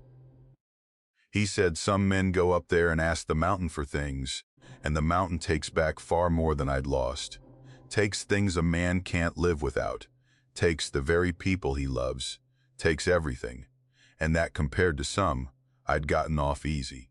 A watch, a ring, a dog, a job, some friends. Small coin, he said, for a life. I should be grateful the mountain had judged my wife's life worth only that much, and not more. That was 3 years ago now. And here is the thing I turn over in my mind on the bad nights. The losses stopped. Sometime in that 3rd year, the slow stripping away just ended. Nothing else has gone missing. No more friends have soured, no more bad luck, no more empty places where something I loved used to be. It's as though the bill came due and was paid, and the account was closed. The balance settled, and my wife is still here, still well, still whole, 3 years on, healthy as she's ever been, and I love her no less than I did the morning I climbed that mountain to save her. I'd do it again. I tell myself I'd do it again, but I lie awake some nights with her sleeping beside me, breathing soft and easy, alive, and I do the arithmetic I can't help doing. A watch, a ring, a dog, a job, a handful of friendships. I add them up, all the things the mountain took, and I weigh them against what it gave me. And I try so hard not to wonder what the rest of it was. Not to wonder what else was taken that I haven't yet noticed gone, or what the true price was, the part Vance wouldn't say, the part the laughter on the rock face seemed to know. I try not to wonder what, in the end, was judged to be the fair and honest worth of my wife's life. But on the long nights, with her warm and breathing beside me, I wonder anyway. And I'm afraid the balance isn't really paid at all. I'm afraid the mountain is just patient, and that it isn't finished, and that someday I'll find out the rest of what I traded, and that it will be the one thing I climbed up there to keep.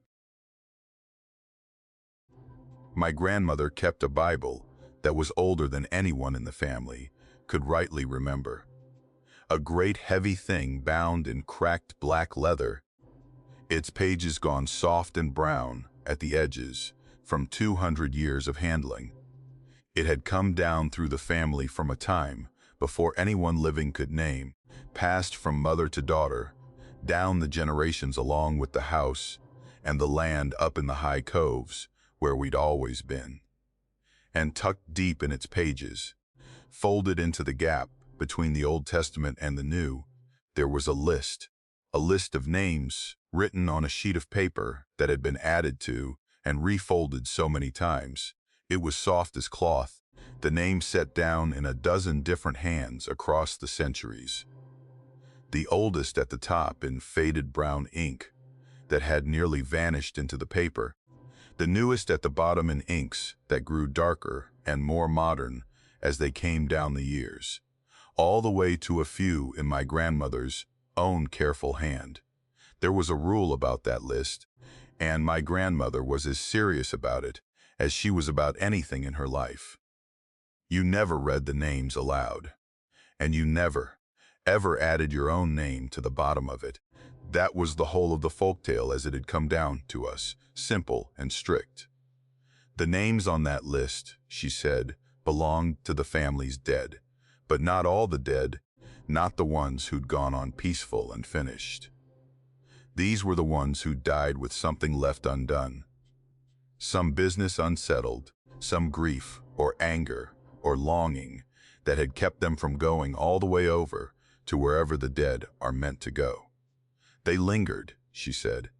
They stayed close to the family, close to the house, close to the Bible that held their names. And the list was a kind of tether, a thing that bound them and held them quiet. But if you read the names aloud, you called them, you woke them. You told them someone was speaking to them across the gap, and they would come to listen. And if you wrote your own name at the bottom, well, my grandmother never finished that part. She'd just go quiet and look at you until you understood that it was the worst thing of all, the thing you must never do. I loved my grandmother, but I was a grown man by the time she passed, and I'd long since put away the family stories as the sweet superstitions of mountain people who'd lived too long in isolation with their own imaginations. I figured the rule about the list was the same as so many old family rules, a way of protecting an heirloom. A Bible that old and that precious, you'd want to keep children from scribbling their names in it, or reading from it, and tearing the fragile pages. Dress the practical caution up as a ghost story, and the children would leave it alone out of fear instead of out of obedience. That made sense to me. That was the kind of explanation a practical man could accept. So when my grandmother died, and the task of clearing out her old house up in the cove fell to me, I didn't think much about the Bible at all, not until I found it, sitting where it had always sat on the little table by her reading chair, and found the list still folded in its pages. I was alone in the house that evening.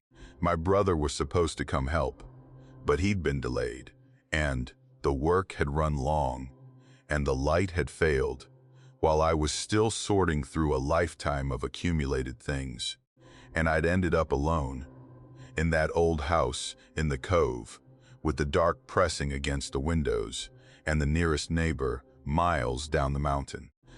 I sat in my grandmother's reading chair with the Bible in my lap, and I unfolded the soft old paper, and I looked at all those names running down it in their different hands across the centuries, and I felt the pull of curiosity that has gotten so many people into so much trouble. I knew the rule. I even half remembered the warning, my grandmother's serious face, her voice going quiet, but I didn't believe it. And there's a particular daring that comes over a man alone in an empty house at night, a need to prove to the dark and to himself that he's not afraid of it. So I began to read the names aloud. I started at the top with the oldest, the faded brown names I could barely make out, sounding them carefully in the quiet of the house. Old names, names from the early days of the family, names I'd never heard. I read them out one by one, my voice the only sound in the still house, working my way down the list, down through the generations, the ink growing darker as I went, the hands changing, the names becoming ones I half recognized from family stories, then ones I knew, distant relations who died before I was born. And as I read, somewhere around the middle of the list, I became aware that something in the house had changed. It was the air first. It grew dense, thick, somehow harder to breathe, the way a room feels when it's crowded with people on a summer day, that warm, pressing closeness of many bodies in a small space. But I was alone. I kept reading, slower now, my voice not quite as steady, and the feeling grew, the sense of presence. The unmistakable animal certainty that I was not alone in that room, that the empty house around me was no longer empty, that the space behind my chair and along the walls and in the dark corners was filling, slowly, with people. I couldn't see anyone. Every time I glanced up, the room was empty, the furniture and the boxes and the dark windows just as they'd been. But the feeling of being surrounded grew stronger with every name I read, a crowd gathering at my back, drawn by my voice, coming to listen the way my grandmother had said they would. And I understood with a cold dawning horror that I could feel them, that the list was true, that I had called them and they had come. I should have stopped. God knows I should have stopped. But there's a kind of fear that locks you into the very thing that's frightening you. And I couldn't seem to make myself put the list down. My voice had dropped to a whisper, but I kept reading, name after name, down toward the bottom, toward the newest names, the dark, fresh ink, and with each one the pressure in the room grew, the sense of the crowd thickening, pressing closer, leaning in to hear, until by the time I reached the last name on the list, my grandmother's own hand, the final name she'd added before she died, the feeling of being surrounded was so total, so overwhelming, that I could not make myself turn around. I sat rigid in that chair facing the wall, the Bible shaking in my hands, and I knew with absolute certainty that the room behind me was full, packed, crowded with the listening dead, standing silent at my back, all of them turned toward me, all of them waiting. And then a voice spoke, right behind me, so close that I should have felt breath on my neck, close as a person leaning down to speak in your ear. It was a dry voice, dry as old paper, dry as the pages of that ancient Bible, a voice with no moisture and no warmth in it at all, and it asked me a question. It asked me very quietly, very close, why I had called them, why I had called them. I came out of that chair, and I do not remember crossing the room or opening the door. I remember the Bible hitting the floor, the soft list of names falling loose from its pages, and then I was outside in the cold dark running for my car, and I remember the drive down off the mountain with my hands shaking so badly I could barely hold the wheel, and I remember nothing of how I got there, but I ended up at a motel down in the valley. And I sat up all night with every light burning, not sleeping, listening to every small sound, certain that something had followed me down out of the cove. Nothing came. The night passed, and in the gray morning, in the safe, ordinary light of day, the whole thing began to seem like a fit of nerves. A grown man frightening himself in an empty house full of his dead grandmother's things. I went back, but I waited for my brother, and I went back in full daylight, and I told him nothing about what had happened, only that I'd gotten spooked and left the work unfinished. We went into the house together in the bright morning, and it was just a house, just my grandmother's old place, full of boxes and dust, and the ordinary sadness of a life packed away. The Bible was on the floor where I'd dropped it. The list of names had fallen out beside it, and I bent to pick it up, half lawing at myself now, ready to fold it away and forget the whole foolish night, and that was when I saw it. At the bottom of the list, below the last name, below my grandmother's careful hand, there was a new name. Written in fresh ink, dark and recent, ink that hadn't been there when I'd held that list the night before. And the handwriting was mine. I knew it at once, the particular slant of it, the way I make my letters, unmistakable, my own hand, my own name, written at the bottom of the list, in my own handwriting, though I had not touched a pen, though I had written nothing, though the list had lain on the floor, untouched all night in an empty house. I burned the Bible. That same day, out in my grandmother's yard, I built a fire, and I put the whole thing into it.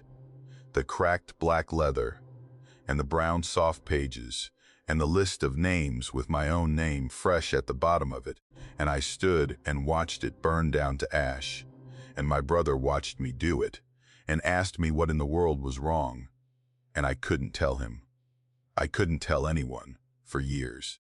I told myself that burning it had ended it, broken whatever I'd started, severed the tether and let it all go. I told myself the names were gone now, the list destroyed, my own name with them, and that whatever had spoken to me in that dark room had nothing left to hold on to. But I don't know if that's true. That's the thing I can't get past, even now, all these years later. I don't know if burning it broke whatever I started, or if it only freed it, or if it changed nothing at all. Because a name once written is written, whether the paper survives or not, and I read those names aloud and called them, and one of them, at the end, wrote mine. And so there are nights, late ones, the sleepless ones, when I find myself doing a thing I can't quite explain or stop. I take a pen and a sheet of paper, and I write my own name, slowly, carefully, and I look at it. I study the slant of the letters, the way I make them, the shape of my own hand. I'm checking it. I'm making sure it still looks like mine.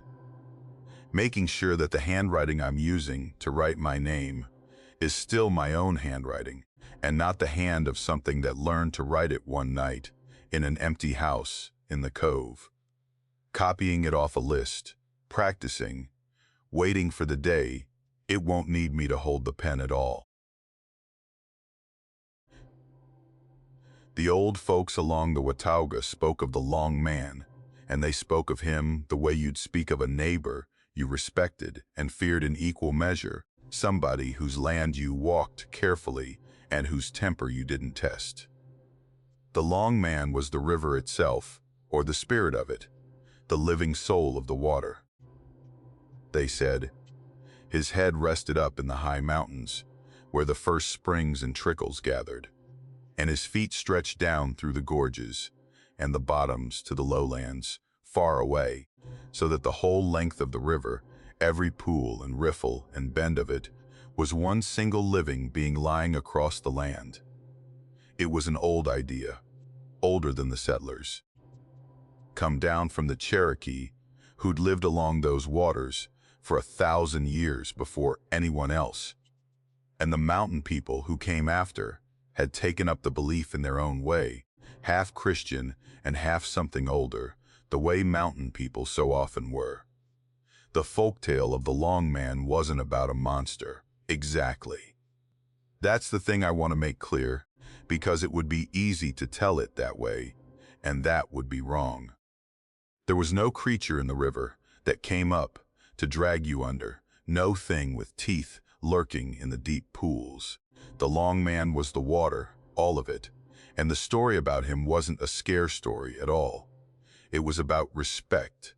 The river was alive, and like anything alive, it had a nature, and it gave. And it took according to that nature. It gave you fish and clean water, and a way to move through the country, and the deep cold beauty of itself on a summer day. And it asked, in return, that you treat it right, that you not foul it, not poison it, not choke it, not take more from it than your share. The old people believed that anyone who insulted the river, who dishonored it, or abused it, or tried to bend it to their will without respect, would sooner or later be reminded, sharply and without mercy, who truly owned the water. The river had been there before any of us, and would be there after, and it suffered men to live along its banks, only so long as they remembered their place. I grew up on that river. The Watauga was the water of my whole childhood, and an old man named Earl, a friend of my grandfather's, taught me to fish it when I was small, taught me the pools where the trout held, and the way the light had to fall, and the patience the river demanded of you. And Earl taught me the old ways too, taught them to me as plain fact, not as superstition. Before you stepped into the water, he'd say, you spoke to it, just a word. You let the river know you were there, and that you came with respect, that you'd take only what you needed and leave the rest, that you honored it. I did it because Earl did it, the way a child copies the grown person teaching him, and over the years, it became as natural to me as baiting a hook. I'd speak to the river before I fished it, every time, a quiet word at the water's edge. And I never thought much about why, never really believed there was anything listening. It was just the way Earl had taught me, just the right way to do the thing. I never thought much about the long man at all, to be honest, until the summer the development company came. They were building something upstream, a resort or a complex of some kind.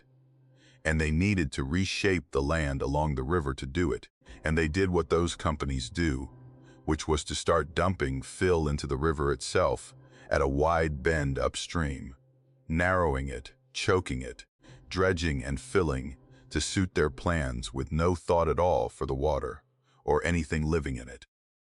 I watched it happen over the course of that spring and summer, watched the clear, cold water of that bend turn brown and silted and dead, watched the fill spread and the bank disappear, and I watched the trout die.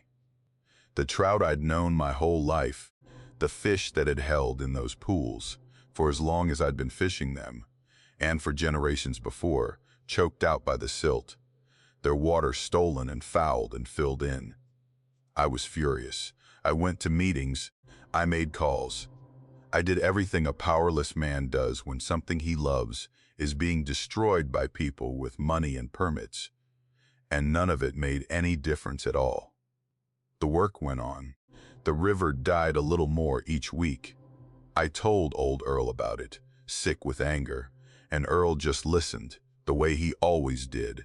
And when I was done, he didn't get angry himself, didn't rail against the company the way I expected. He just nodded slow, and he looked off toward the river, and he said the long man would settle it himself. He said it quietly, certainly, the way you'd state a fact about the weather. The long man would settle it. And then he looked at me hard, harder than I'd ever seen him look.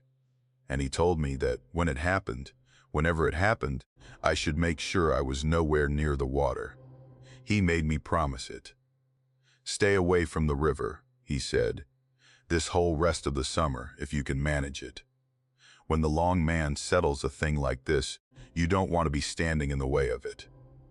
I thought he was just being an old man, talking the old talk, and I half promised the way you do to humor someone you love. That August was dry, bone dry, week after week of hard heat, With no rain at all, the river dropping low and slow, the dead bend upstream, baking into cracked mud where the fill had choked it. Everyone was talking about the drought, the farmers worrying, the river so low in places you could walk across it on the stones. And then one night, with no rain, with not a drop of rain anywhere in the whole watershed, the river rose. I wasn't there to see it begin, thank God, and I've thanked God for that more than once. But I heard it described enough times in the weeks after that, I can see it like I was. Overnight, the Watauga rose, not the slow swell of a rain-fed flood, building over hours as the water comes down off the mountains. It rose all at once, in the dead of a dry night, a wall of brown water that came down the river in the dark, with no storm behind it, no reason in the sky for it to exist, and it hit that construction site at the choked bend like the fist of something enormous, and it tore the whole of it apart. The fill, the equipment, the machines, the half-built structures, all of it ripped loose and carried away downstream. Miles down, smashed and scattered. And 3 of the company's men, who'd been camped there overnight to watch the site, were taken with it. They drowned in a flood that came out of a clear, dry sky, and their bodies were found far downstream among the wreckage of their machines. That was terrible enough, and it would have been strange enough, a flood with no rain behind it. But it was the rest of it that stayed in the papers for weeks, that nobody could explain, that the engineers and the officials argued over and never settled. The flood had been precise. That's the only word for it. It had torn out the construction site completely, taken every machine and every bit of fill and every man who'd had a hand in the work, and it had done it without touching anything else. There were homes along that stretch of river, houses and cabins right down on the banks, some of them closer to the water than the construction site had been, and not one of them was so much as wetted.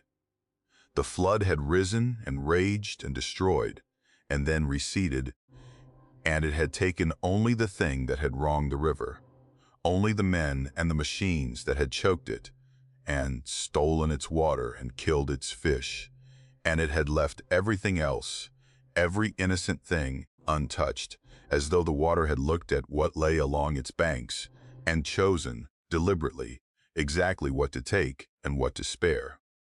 I went to Earl after, shaken to my core, and I told him all of it, and Earl wasn't surprised. He wasn't even much moved. He just nodded the way he always did, like a man hearing the end of a story he'd known the shape of all along, and he said the long man had simply taken back what was stolen.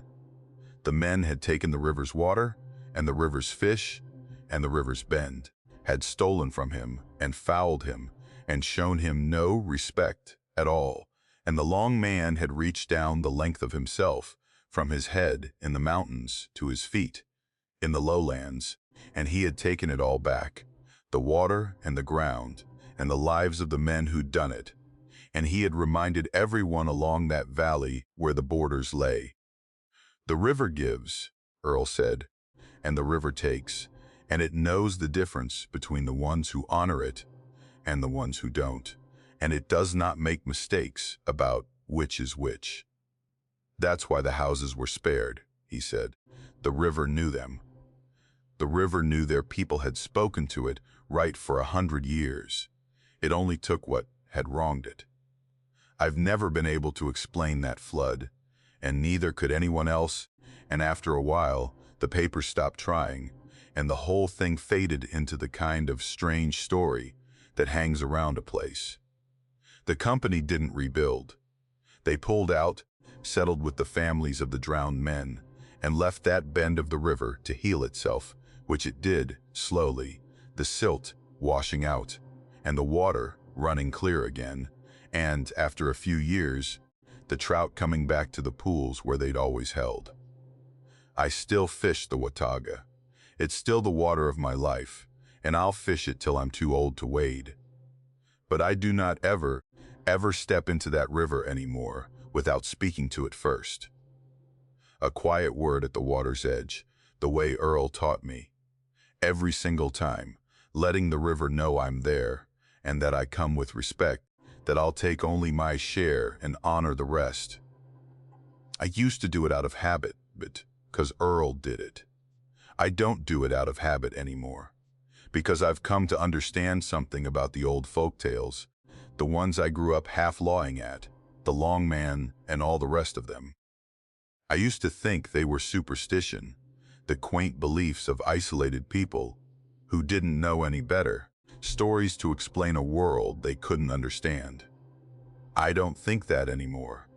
I think the old folk tales aren't superstition at all. I think they're rules. I think they're the hard-won knowledge of people who lived close to these mountains and these rivers for a very long time and learned, the hard way, over generations, what the land would and wouldn't suffer, what it gave, and what it took, and what it asked in return.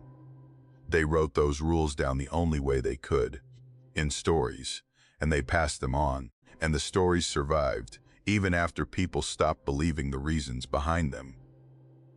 The Long Man is one of those rules, and I think about those 3 men who drowned in a dry sky flood, the men who'd never been taught the rules, or who'd been taught and didn't believe them, and I speak to the river before I fish it, every time, and I take only my share, and I am always, always careful to remember whose water it is that I'm standing in.